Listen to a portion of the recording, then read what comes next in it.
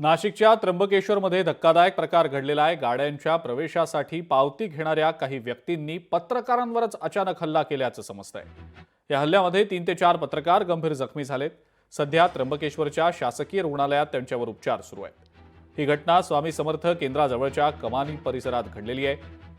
दरम्यान मंत्री छगन भुजबळ यांनी जखमी पत्रकारांची रुग्णालयात जात भेट घेत त्यांची विचारपूस केलेली आहे।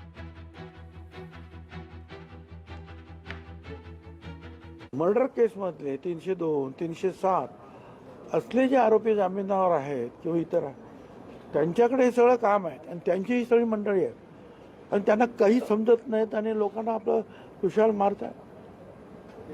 मी SP-ना स्वतः फोन केला ताबडतोब कळल्याबरोबर वाटेत असताना आणि मी त्यांना सांगितलं की ताबडतोब कारवाई करा आणि पुन्हा आता त्यांना मी सांगतोय की ती कारवाई अतिशय कडक झाली पाहिजे। टाइमपास होता कामा नये। पत्रकारितेचं काम पत्रकार मंडळी करतात, त्यांना त्यांचा अधिकार आहे आणि त्यामध्ये असं कधीच कुणी कायदा हातात घेण्याचा प्रयत्न हा करता कामा नये।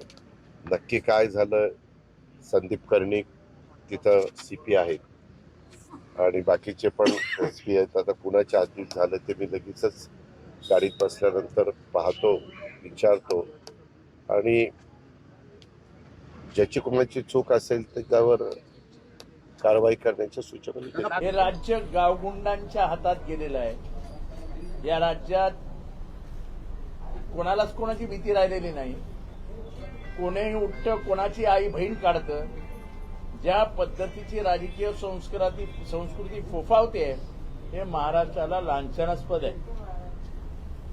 पत्रकारांवर झालेला भ्याड हल्ल्याचा निषेध तर सर्वत्र होईल, पण हे होतंय कशामुळे, एवढी हिंमत लोकांची झाली कशी, हा प्रश्न पूर्ण महाराष्ट्राला पडलाय।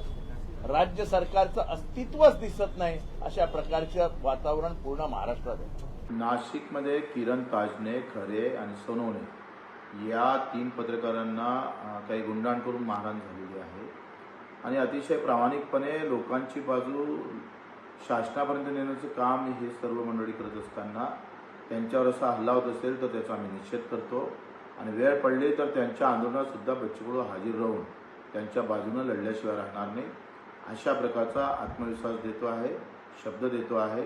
आपल्या सर्वांच्या बाजूने आम्ही आहोत। अतिशय निषेधार्ह घटना आहे, अतिशय दुर्दैवी घटना आहे। मी त्या बाबतीत लगेच तात्काळ मला फोन आला आणि मी माहिती घेतली। मी कलेक्टरशी बोललो, मी SP-शी बोललो, त्या ठिकाणच्या सर्व अधिकाऱ्यांशी चर्चा केली आणि ज्या पद्धतीने हा प्रकार झालेला आहे हा अतिशय चुकीचा आहे।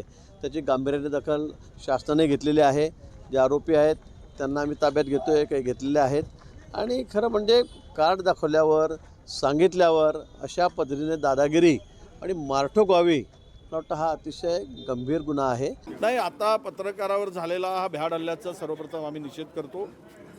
जे लोक सगळं तर राज्यात आता बजबजपुरीच झाली आहे। आज जो झालेला हल्ला आहे, सत्य उघडकीस आणताना पत्रकारांना जर अशा पद्धतीनं मारहाण होत असेल, गंभीर दुखापत होत असेल तर हे निषेधार्थ आहे। सरकार म्हणून गृह खात्याने ही जबाबदारी घेऊन कारवाई तातडीनं केली पाहिजेत, कडक कारवाई केली पाहिजेत आणि ही प्रवृत्ती पुन्हा डोकं वर काढणार नाही, त्याला ठेचलं पाहिजेत, अशा प्रकारची आमची मागणी आहे।